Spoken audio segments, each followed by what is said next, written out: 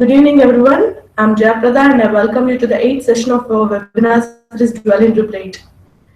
Drupal is an open source CMS that transforms content to powerful digital solutions, and we, Unity Solutions, are a software development company with specialization in Drupal development services. We use Drupal CMS and other open source technologies to build robust, cost-effective solutions. Being one of the pioneers in India to adapt Drupal, we are very glad to cherish our journey with Drupal through this webinar series Dwell in Drupal 8. Today we have Hussain with us delivering session on Dependency Injection Drupal 8. This session is continuation of our previous webinar Dependency Injection Basics, which was broadcasted on December 1st, 2016. You can watch full session on our website unitysolutions.com. Hussain works as technical architect at Accelerant. His work focuses architecting solutions using Drupal and enforcing best practices. He also worked with various technologies like x86 assembly, .NET Framework, LAMP stack, and other related technologies. He also spoken at almost every Drupal camp in India and several Drupal cons. He's track share for DrupalCon Asia and also co-hosts podcast series The Geek Voice of Accelerant Company. Hussain, thank you so much for joining us again. We hope and want to see more of your session presentations in our webinar series in future as well. Thank you, Jaya. Participants, I have a small note for you. Please be on mute until we complete the entire presentation, and you can ask your questions at the end of the presentation. This is to ensure only to have an uninterrupted session. Thank you for cooperation. Hussain, you can start. Okay. So thank you, Jaya, once again, and thank you for organizing this webinar series. So, like Jaya said earlier, this is the second one, and we'll be building upon the concepts we looked at in the first session, and you can go back there for a quick preview. But if you're familiar with dependency injection basics, you should be right at home right now. I'll start sharing my presentation slides in a minute. Just find out. Yeah, this icon.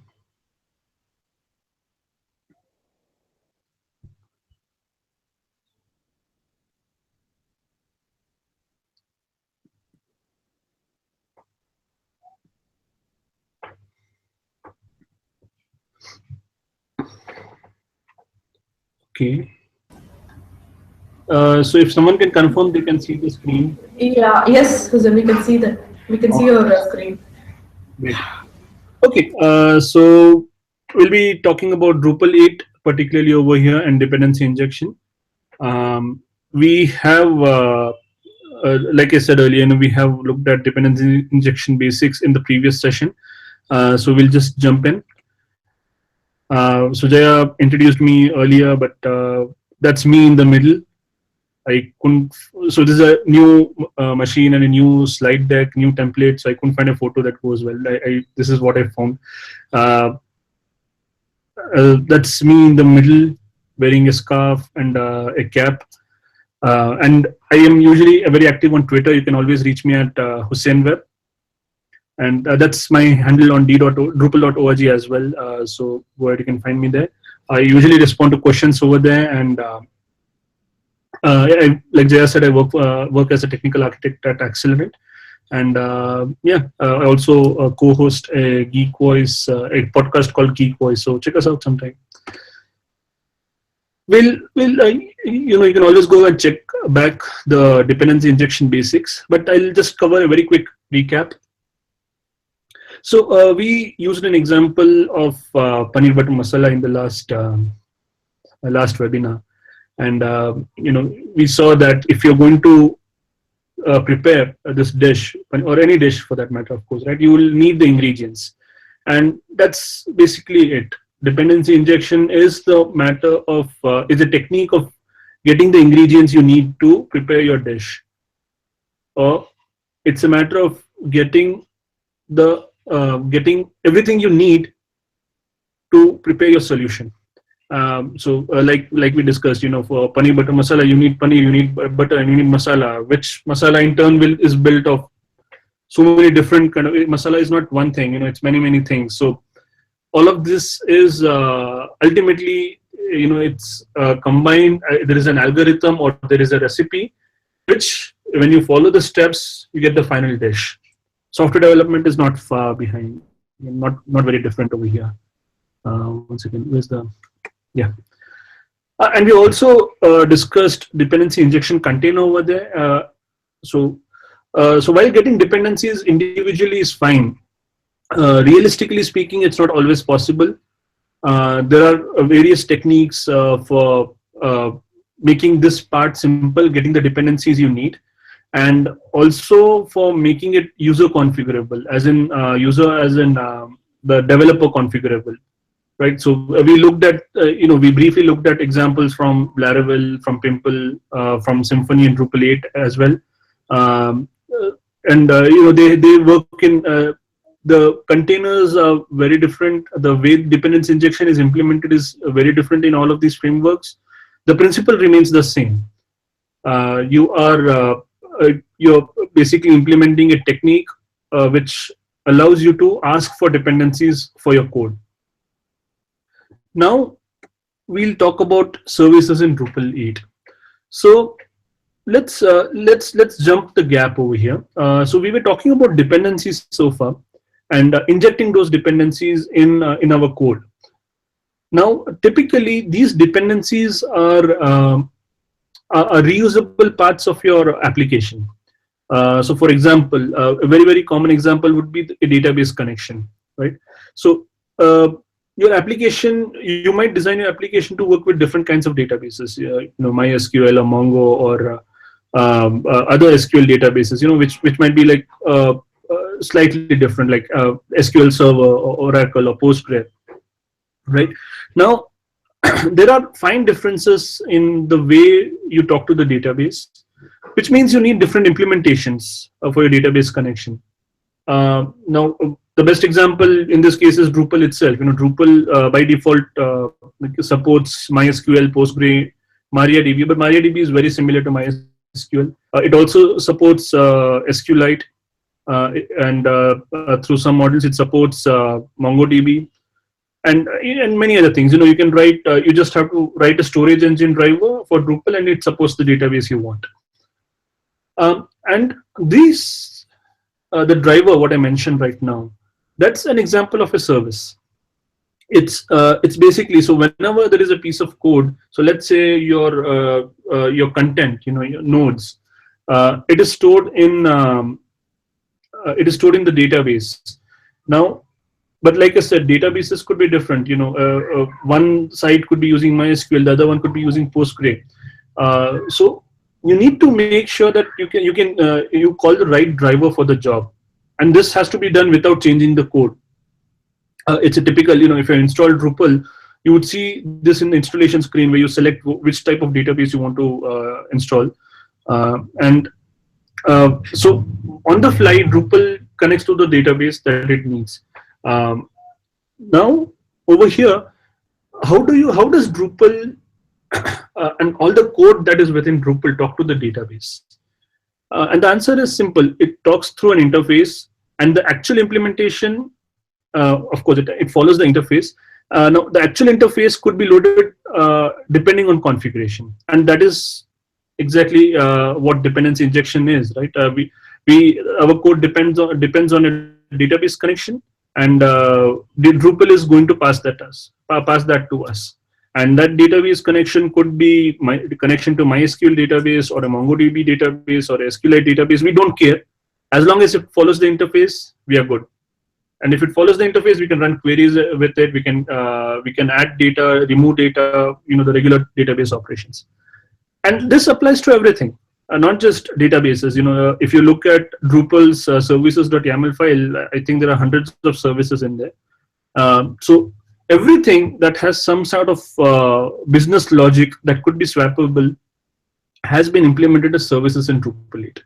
Now, this might sound overwhelming at first, but it's actually incredibly powerful.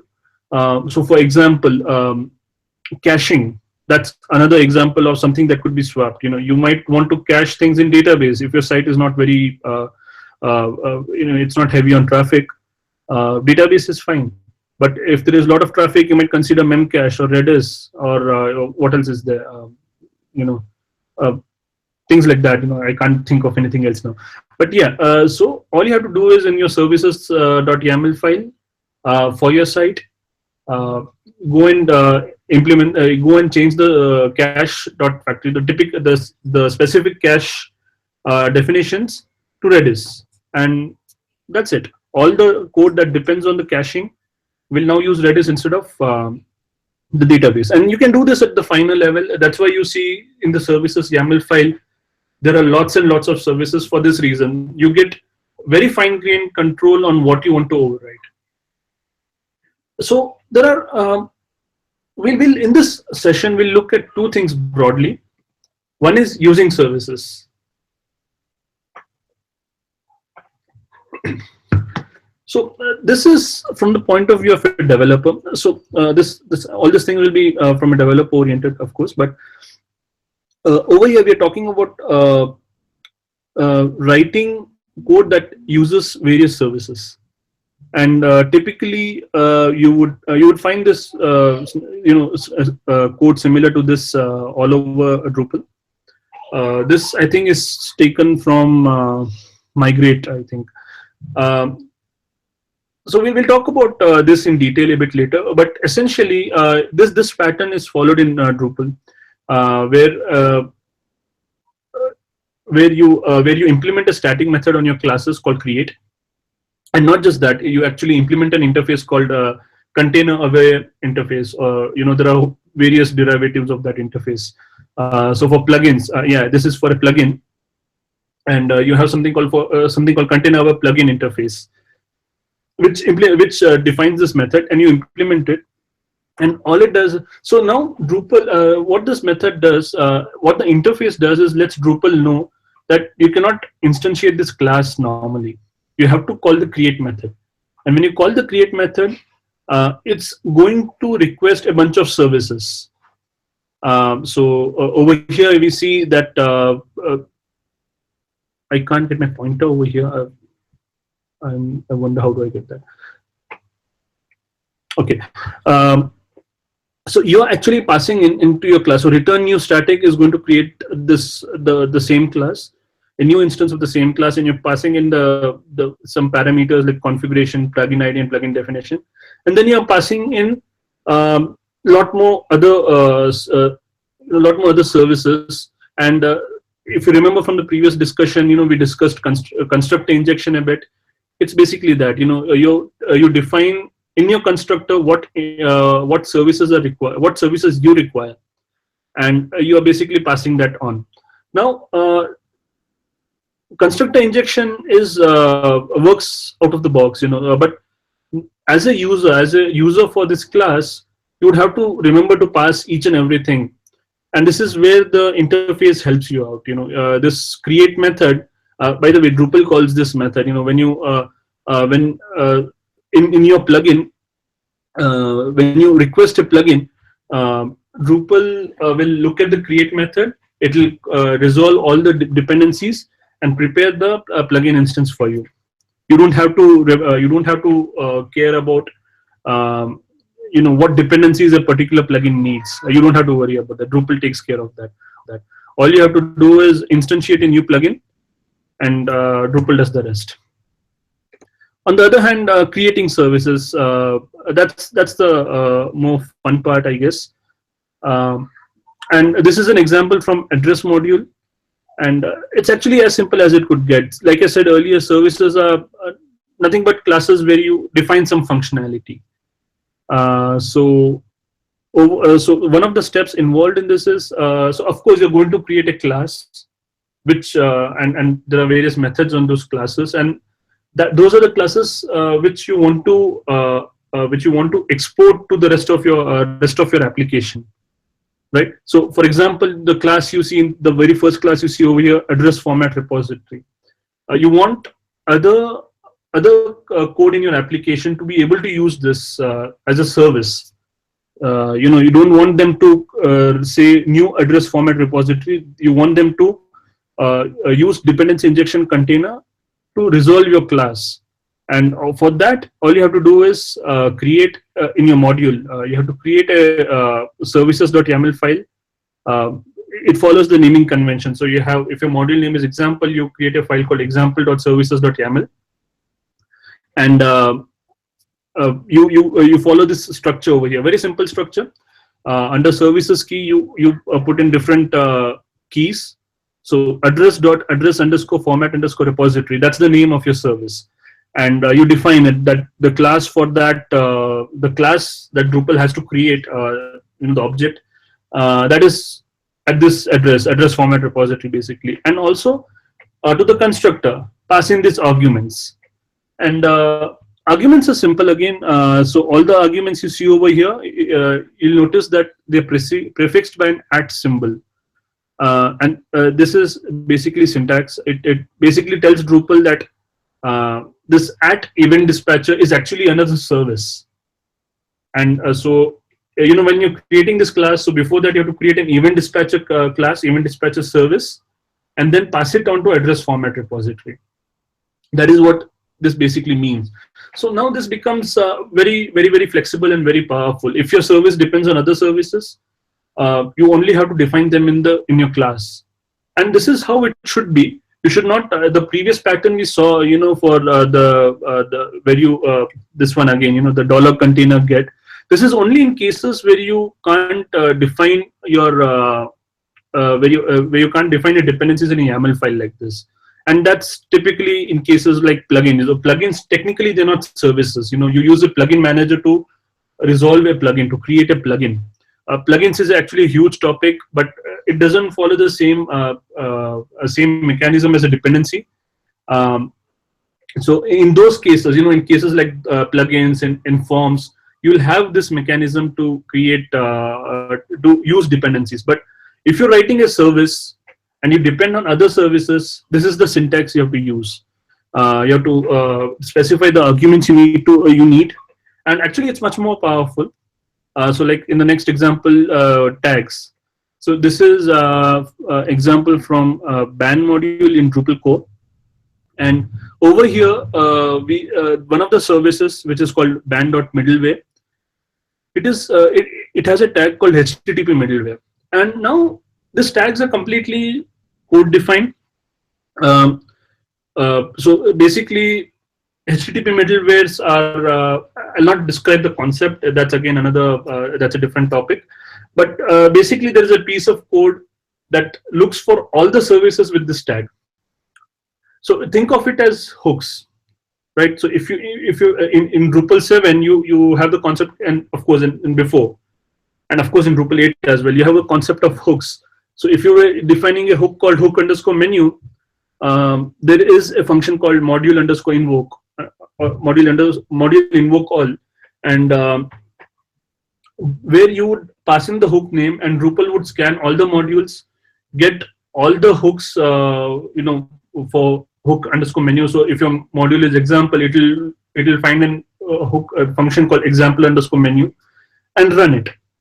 Right? This is a similar concept. So there is a piece of code that is looking at all the modules, all the services.yaml files, finding services with tags, HTTP middleware, and calling them. And priority is it's like weight in Drupal 7 modules. But now here you can control it yourself. You don't need to edit system tables and all that. So very similar to hooks over here. So now, for example, this one, this particular tag is designed as a replacement of hook underscore boot. So if you remember, hook underscore boot is very similar to hook underscore init in Drupal 7, but of course hook underscore boot was removed. It is not very performance. It's not good for performance. But ban module needs it actually. So it uses this HTTP middleware with a very high priority. This priority is higher than the page cache module. So this will always run, as the comment says, that it's ensured to run before page caching. So you don't serve cached pages to abandoned users. So this is something you can control. It's in a way it's much more powerful, right? But I think we're again going on a tangent. the point is, like you can see in the other tag in the first service as well, you can define any tag you want, and there is a piece of code that looks for these tags and calls all of these services, and does whatever it needs to do with it. And of course, you can not limit it to one tag. You can tag as many tags as you want. So like for example, you see config factory class, it has two tags. One is event subscriber, and event subscriber tag tells it that this class will respond to any of the events. Again, event is a different topic altogether. Again, it's very, very similar to hooks, but events in Symfony are equivalent to Drupal's hooks, basically.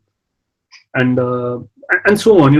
Like you can see, event subscriber is a very common tag used all over the place. And yeah, you can even specify parameters in the YAML file. So now actually these parameters can be overwritten in the site-specific YAML file itself. So now this example is from the user module, and you can see from the first the top two highlights that we are not using the @ we are using the percentage syntax, and we are referring to a variable. We'll call that a variable, and that variable that parameter has been defined at the bottom of the file, user.tempstore.expire to some value. So when the service is created, the top two services, like let's say private temp store factory or shared temp store factory, when it is created, it's actually going to use the value 604800. It will pass it on to the class. So this is a way to configure things. Like you might be used to configure things in settings.php or as variables. This is another way to configure things, much more closer to the service itself. And like I said, you don't. So if you want to change this, the expiry, temp store expiry, for example, you don't need to edit user services.yaml. Of course, you shouldn't edit that. You will be able to do that in your default.services.yaml itself. That's the whole idea. You overwrite all of these things. You can overwrite classes. You can overwrite parameters in your services.yaml.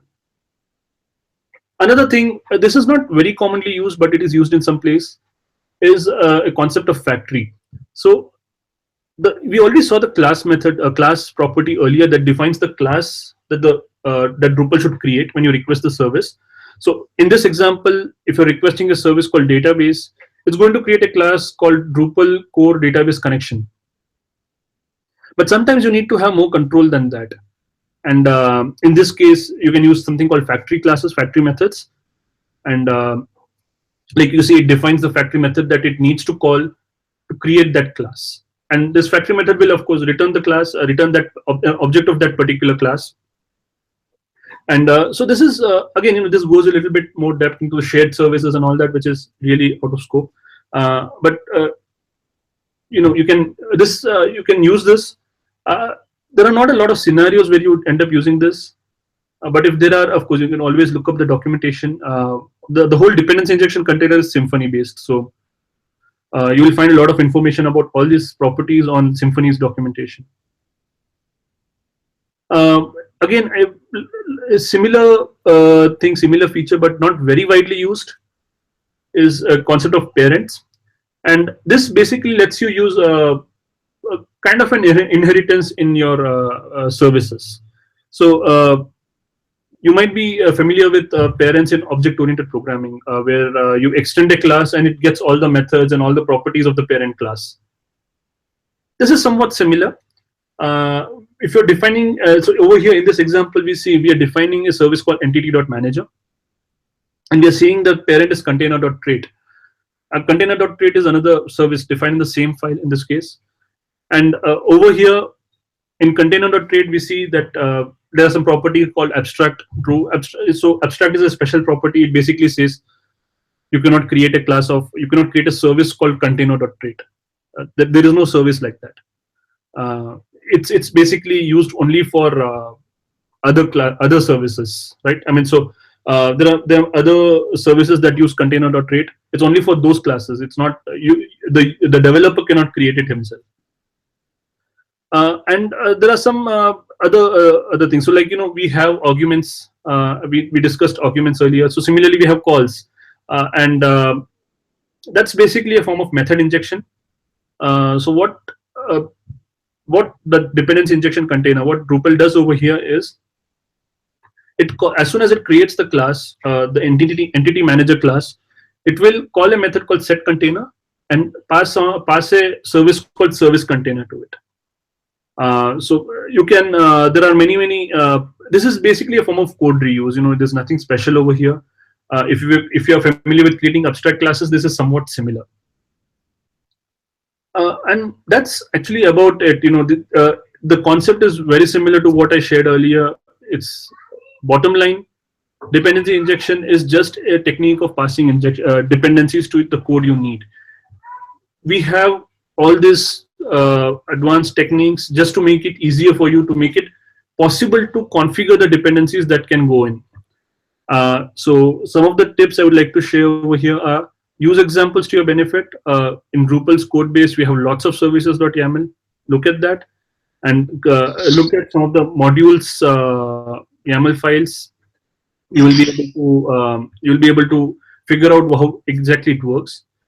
As another best practice, don't rely on \Drupal or $container.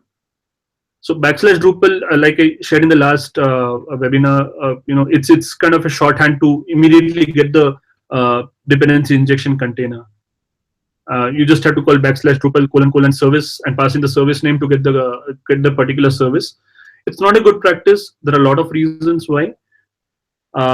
It's similar to using $container in many cases. You have to use it sometimes, but be careful whenever possible. Rely on constructor injection. If you write your code as services, and you should, whenever relevant, writing your code as services, use the arguments property to pass in the services you need. Don't create services yourself. There's no point if you're doing that. And use interfaces provided by Drupal whenever possible. So in cases like with plugins, with forms, use the interfaces like container interface I mentioned earlier.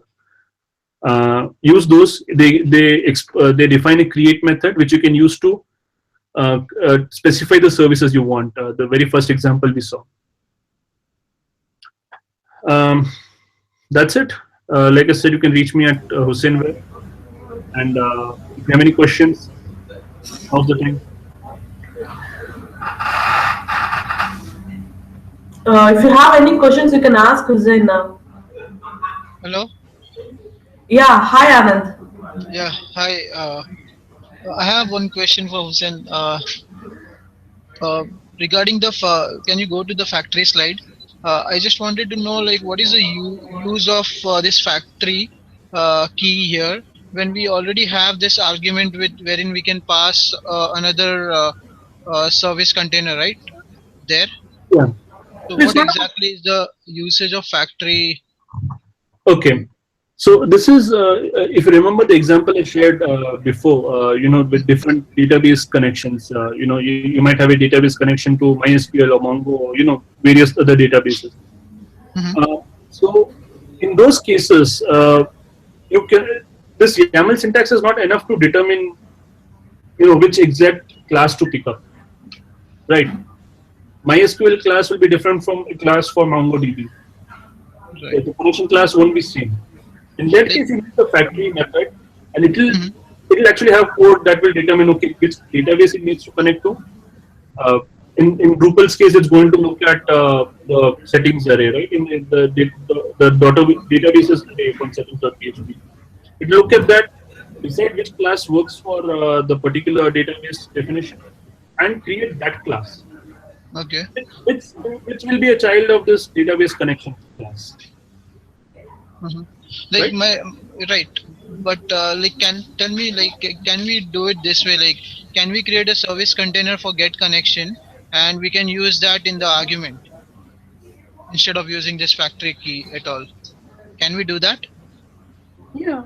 So you're saying, just to understand, you're saying that you will create a service for the database object, not the connection.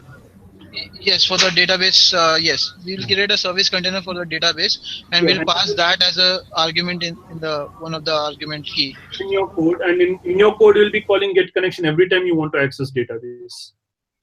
So you have to do an additional step, which which until now the container was doing for you.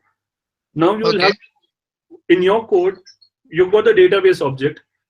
Now you have to call get connection or method on that to actually get the connection. So you have Okay. to do an additional in your code now. All right. No issues. Thank you, Hussein. Yeah. Yeah, any more doubts?